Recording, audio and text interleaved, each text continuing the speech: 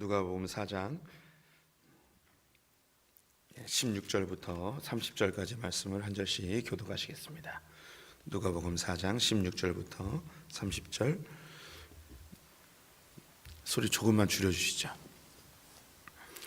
한 절씩 교독합니다. 예수께서 그 자라나신 곳 나사렛에 이르사 안식일에 늘 하시던 대로 회당에 들어가서 성경을 읽으려고 서심해 선지자 이사야의 글을 들이거늘 책을 펴서 이렇게 기록된 데를 찾으시니 곧 주의 성령이 내게 임하셨으니 이는 가난한 자에게 복음을 전하게 하시려고 내게 기름을 부으시고 나를 보내사 포로된 자에게 자유를 눈먼 자에게 다시 보게 함을 전파하며 눌린 자를 자유롭게 하고 주의 은혜를 전파하게 하려 하심이라 하였더라. 책을 덮어 그 맡은 자에게 주시고 앉으시니 회당에 있는 자들이 다 주목하여 보더라. 이에 예수께서 그들에게 말씀하시되 이 글이 오늘 너희의 귀에 응하였으니라 하셨습니다. 그들이 다 그를 증언하고 그 입으로 나오는 바 은혜로운 말을 놀랍게 여겨 이르되 이 사람이 요셉의 아들이 아니냐. 예수께서 그들에게 이르시되 너희가 반드시 의사야 너 자신을 고치라 하는 속담을 인용하여 내게 말하기를 우리가 들은 바 가버나움에서 행한 일을 내 고향 여기서도 행하라 하리라. 또 이르시되 내가 진실로 너에게 이르노니 선지자가 고향에서는 환영을 받는 자가 없느니라.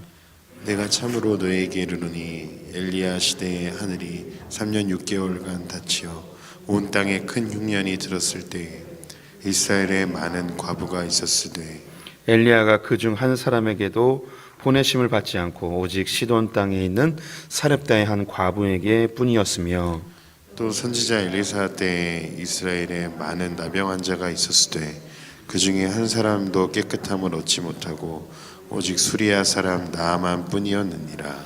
회당에 있는 자들이 이것을 듣고 다 크게 화가 나서 일어나 동네 밖으로 쫓아내어 그 동네가 건설된 낭떠러지까지 끌고 가서 밀쳐 떨어뜨리고자 하되 함께 읽습니다. 예수께서 그들 가운데로 지나가서 가시니라. 아멘. 오늘 새벽에도 주님의 보좌 앞으로 나오신 성도님들에게 하나님의 은혜와 평강이 함께 하시기를 축원드립니다. 오늘도 온라인으로 예배드리시는 성도님들 주님의 이름으로 축복합니다. 누가복음 4장 함께 살펴보도록 하겠습니다. 누가복음은 인자로 오신 예수님, 인간 예수에 대해서 이야기하고 있습니다. 인간 예수, 인자의 복음 이렇게 하면 조금 그 표현이 어려운 것 같아서 제가 이제 큰형님의 복음이라고 얼마 전부터 이렇게 부르고 있습니다. 누가복음의 제일 중요한 핵심은 인간으로 오신 그 예수님이 초태생의 제물로 이제 드려졌다는 것이 누가복음에서 제일 중요한 핵심 주제입니다. 그래서 누가복음의 첫 장면이 예수님이 정결례를 위해서 태어난 지 40일 됐을 때 성전에 올라가 요셉과 마리아에 의하여 초태생의 제물로 드려지는 장면이 나옵니다.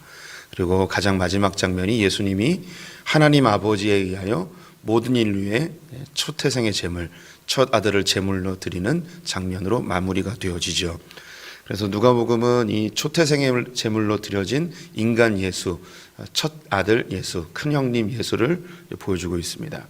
그래서 그 전체가 예루살렘 성전에 첫 예물로 드려진 것이기 때문에 예루살렘 성전을 향하여 올라가시는 예수님의 모습을 보여주고 있습니다. 오늘 이제 장면이 예수님의 첫 설교의 장면이시죠. 40일 동안 광야에서 금식하시고 사단에 의하여 시험을 받으신 이후에 그 다음 첫 장면이 바로 이 나사렛의 회당에서 이사야서 말씀을 읽으며 하나님의 구원의 역사가 이제 드디어 이루어졌다, 이제 시작되었다라는 선언의 메시지입니다. 그래서 예수님의 취임 설교라고도 흔히 불려지는 오늘 본문인데요. 마태복음과 마가복음도 동일하게 나오는데 그곳에서 보여주는 핵심 주제와 또 오늘 보여주는 주제는 또 확연하게 다릅니다. 또 마태복음, 마가복음에는 없는 오늘 본문에는 특별히 그 엘리야와 엘리사야에 대한 이야기가 언급되면서 누가복음에서 보여주는 핵심 주제가 또 이곳에서 드러나게 되는데요. 누가가 마태, 누가, 요한 중에서 유일하게 이방인입니다. 그리고 이 누가복음은 로마의 핍박 속에 있는 크리스천들이 이 복음서를 받게 되었고 다 이제 이방인들 출신의 크리스천들이었습니다. 그래서 이 복음이 유대인들을 뛰어넘어 모든 열방 가운데 퍼져나가게 되어지는 이 구속사의 필연성을 보여주는 아주 중요한 메시지가 이 안에 담겨져 있습니다. 그리고 이제 이 4장부터 시작되어지는 예수님의 사역이 9장까지 이어지는데요. 아주 이제 스피드하게 예수님의 사역이 쫙 진행됩니다. 이제 9장까지. 그리고 10장부터 이제 예수님이 예루살렘으로 올라가시는 장면으로 이어집니다. 이 4장부터 9장까지 예수님이 제자들을 모아서 갈릴리 사역을 싹 마무리하시고 예루살렘으로 초태생의 제물로 드려지기 위해서 이제 올라가시는 장면입니다. 아주 그 속도감 있게 예수님의 갈릴리 사역을 마무리하고 예루살렘으로 이제 진행하게 됩니다. 그래서 오늘 이 장면은 예수님의 취임 설교이면서 예수님의 사역의 방향성을 보여주는 아주 중요한 장면이라 하겠습니다. 이제 결론부터 말씀을 드리면 이제 뒷부분에 24절의 말씀을 보시겠습니다. 또 이르시되 내가 진실로 너에게 이르노니 선지자가 고향에서는 환영을 받는 자가 없느니라. 예수님이 이미 갈릴리에 오셔서 나사렛에서 회당에 이사야서를 펼치고 선언하실 때에 이미 자신의 운명이랄까요? 자신이 이 땅에서 어떤 삶을 살고 마무리할지를 다 아셨고 이 복음이 어떻게 확장되어질지를 이미 알고 계셨습니다. 이 복음이 자신의 고향에서는 인정받지 못하는 것, 그것이 이제 함축적으로 나사렛에서 인정받지 못하고 나아가서는 유대 땅에서 인정받지 못하고 이 복음이 쫓겨나게 되어지는, 근데 이 쫓겨남이 오히려 더 큰 역사가 이루어집니다. 그것이 엘리야와 엘리사로 예를 들게 되는데요. 북이스라엘에서 가장 악했던 시대인 이 아합 왕 때에 활동했던 가장 기적을 많이 일으켰던 두 명의 선지자 엘리야와 엘리사였습니다. 엘리야와 엘리사는 하나님께로 점점 멀어지는 북이스라엘 사람들에게 많은 기적들을 통해 하나님께로 돌아오게 하는 메시지를 전하였습니다. 하지만 그 기적들을 보면서 사람들은 다 놀라워했고 잠깐은 하나님께 관심을 보이는 듯 하였지만 그들이 그런 놀라운 기적을 일으키는 그 선지자들을 직접 찾아와서 무엇을 요청하거나 하나님의 은혜를 구하지 않습니다. 엘리야에 의해서 3년 6개월 동안 비가 멈추게 되었는데 엘리야의 놀라운 능력을 알면서도 그 누구도 엘리야를 찾아가서 이 비를 기근의 문제를 해결해 달라고 요청하지는 않습니다. 기근이 3년 6개월 동안 진행됐으니 얼마나 굶주렸겠습니까? 그래서 그 아합 왕이 그 3년 6개월 동안 했던 일 중에 샘물을 찾아 돌아다니는 장면까지 있습니다. 이 왕이 나서서 샘물을 찾을 정도면 그 북이스라엘은 얼마나 큰 기근의 고통이 있었는지 가늠해 볼 수 있겠죠. 그런데 이 어리석은 자들은 이 엘리야를 찾아서 이 문제를 해결해 달라고 구하지 않습니다. 엘리야를 찾지 않았다는 것은 하나님을 찾지 않았다는 의미이기도 하겠죠. 그들이 혹 하나님의 이름을 부르며 제사를 지냈을지라도 그것은 진정으로 하나님을 부르는 것이 아니었을 것입니다. 엘리야에 대해서 죽이려 하고 그를 핍박하는 오히려 모습이 하나님을 존귀히 여기는 것이 아니었습니다. 또 이세벨은 선지자들을 추적하여서 그들을 죽이는 일까지 벌어지게 되어졌었죠. 그런데 그때에 이 엘리야의 놀라운 기적이 북이스라엘 사람에게는 아무에게도 일어나지 않았지만 사렙다 지역의 한 과부에게는 그 일이 일어나게 됩니다. 그래서 죽은 아들이 살아나기도 하고요. 그의 기근의 문제가 해결되어지는 일이 벌어집니다. 이스라엘 사람들에게는 아무에게도 일어나지 않았는데 이방인 여인에게는 일어납니다. 그 뒤에 이어서 엘리사가 등장하는데요. 엘리사 때도 수많은 이적이 일어납니다. 오히려 엘리야보다 엘리사가 기적을 더 많이 일으킵니다. 그런데 그 당시에 아합 왕이나 그 외에 이스라엘 사람들이 엘리사를 활용하지 않죠. 오히려 포로로 끌려간 한 소녀가 자기의 주인이 나병으로 고통당하는 모습을 보고 우리나라 가면 능력 있는 선지 한 명이 있는데 그 선지자가 주인님의 질병을 고쳐줄 수 있을 것이다. 이 이야기에 이 나아만 장군이 엘리사를 찾아와서 요단강에 7번 목욕을 함으로 치유되어지는 일이 벌어집니다. 이 이스라엘에도 수많은 나병 환자가 있었지만 그 누구도 엘리사를 찾아가지 않았죠. 오히려 이방 사람이 엘리사를 찾아와서 치유함을 받게 됩니다. 이것이 예수님의 복음의 궁극적인 방향성입니다. 나사렛에서 거부당하고 유대 땅에서 거부당한 그 예수님의 복음이 온 열방으로 퍼져서 이방인들이 주님께로 돌아오는, 그래서 참된 자유와 은혜를 경험하게 되는 일이 벌어진다는 것이죠. 그래서 이제 다시 예수님의 취임 선포의 장면을 보겠습니다. 18절 19절 보시면 주의 성령이 내게 임하셨으니 이는 가난한 자에게 복음을 전하게 하시려고 내게 기름을 부으시고 나를 보내사 포로된 자에게 자유를, 눈먼 자에게 다시 보게 함을 전파하며 눌린 자를 자유롭게 하고 주의 은혜의 해를 전파하게 하려 하심이라. 하나님이 계획하셨던 그 복음의 능력이 유대 땅에는 오히려 거부당하고 온 열방 가운데 선포되었음을, 이것이 또 응하게 되었음을 이야기하고 있습니다. 가난한 자에게 복음이 전파되어진다고 하는데요. 이 가난한 자에게 복음이 전파되어져서 일어나는 일, 그것이 포로된 자가 자유케 되어지고 눈먼 자가 다시 보게 되고 눌린 자가 자유롭게 되는 것입니다.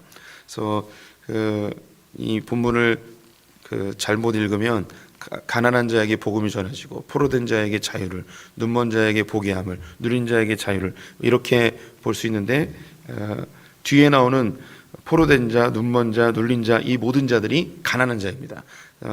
여기서 이 가난한 자는 육체적인 가난함, 그리고 경제적인 가난함, 그리고 그 정서적인 가난함, 그 모든 가난함, 그래서 이 땅에 기쁜 소식이 필요한, 예수 그리스도가 필요한 모든 사람들을 총칭하는 게 이제 가난한 자입니다. 그래서 물질적으로는 풍요할지라도 그 심령이 가난한 자가 있을 수 있고요.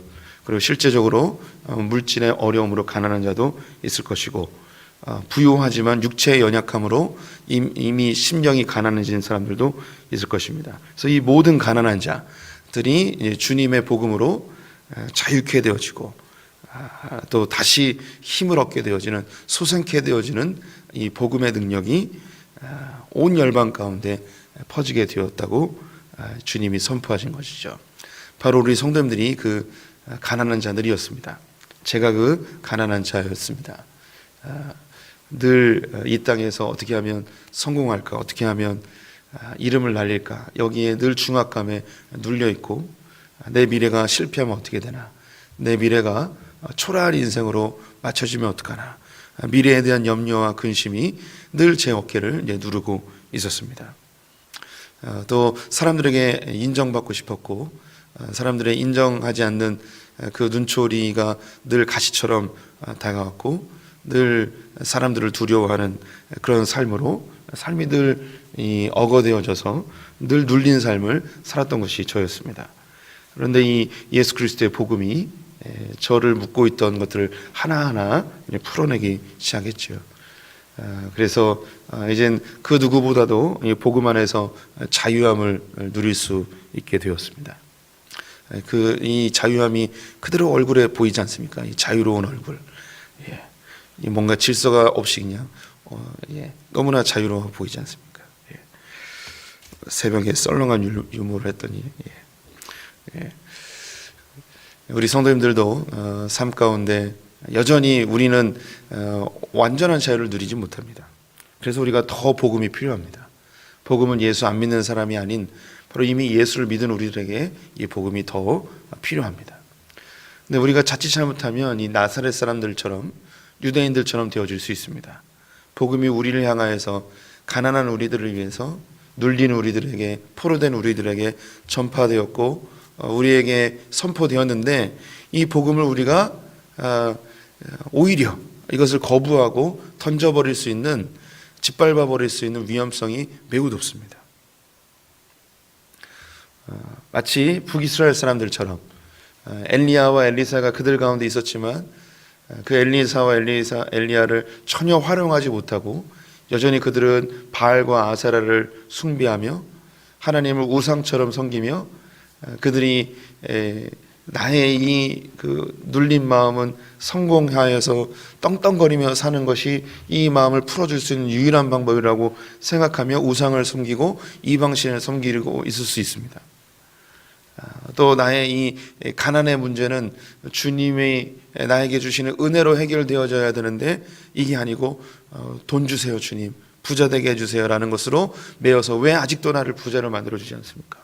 왜 그렇게 기도했는데 나를 자유롭게 하지 않으십니까? 하며 주님의 복음에 관심 없고 주님을 이용하여서 종교적인 열심으로 하나님을 조정하려 하는 우리가 될 수 있습니다.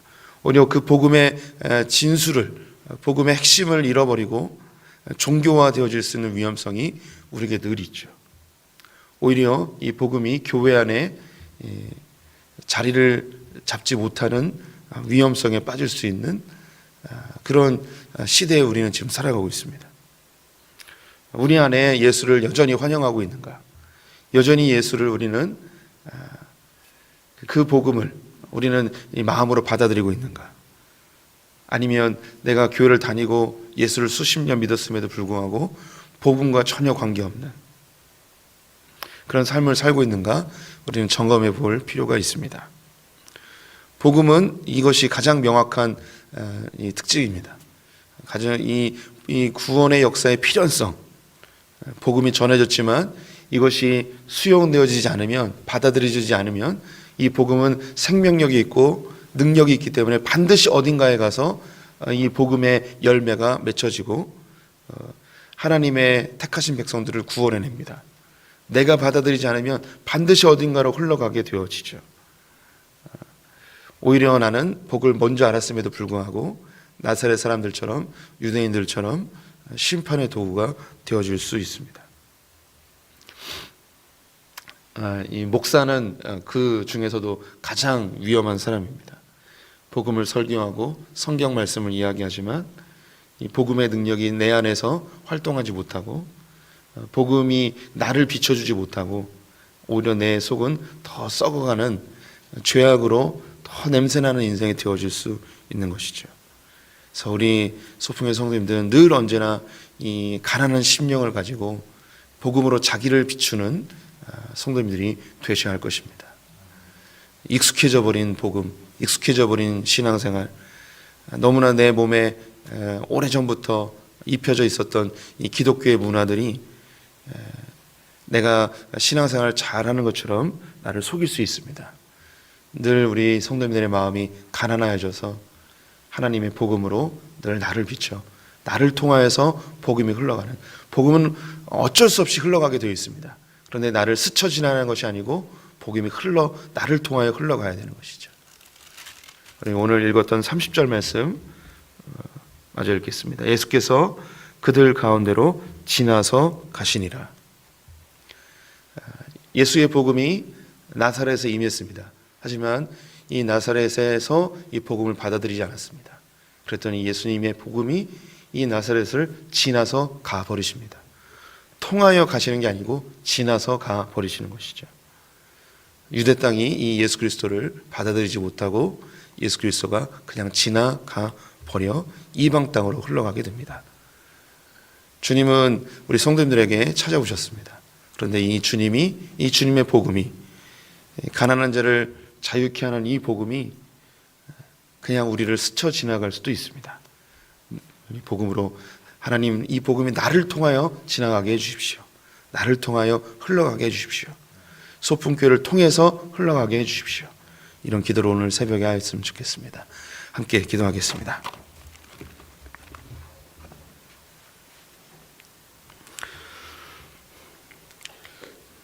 하나님, 복음이 흘러 이 대한민국 땅까지 오게 되었고 나에게까지 오게 되니 참으로 감사합니다. 이 복음으로 가난하였던 나의 삶이 변화됐고 눌렸던 나의 삶에 자유함을 얻었고 포로되어졌던 이 세상에 얽매이고 죄의 사슬에 매여있던 삶에 참된 자유를 주신 주님 감사합니다. 이제 이 복음이 나를 통하여 또 다른 곳으로 흘러가야 할 터인데 이미 익숙해져 버리니 기독교의 삶이 복음이 아닌 종교화 되어진 나의 삶이 아닌가 이 새벽에 다시 한번 점검해 봅니다. 주님, 소망하기는 이 복음이 나를 스쳐 지나가는 것이 아니라 나를 통하여 흘러가길 간절히 소망합니다. 하나님, 이 복음이 소풍길을 스쳐 지나가는 것이 아니고 소풍길을 통하여 흘러가길 간절히 소망합니다. 이 예수 그리스도의 놀라운 복음이 이 대한민국을 스쳐 지나가는 것이 아니고 이 대한민국을 통하여 흘러가는 놀라운 역사가 끊임없이 이어지게 하여 주시옵소서. 하나님, 이 복음이 나를 변화시키고 또한 나를 통하여 이 땅이 변화되는 것을 보길 간절히 소망합니다. 오늘 하루의 삶을 주님께 부탁드리며 예수님의 이름으로 기도드렸습니다. 아멘.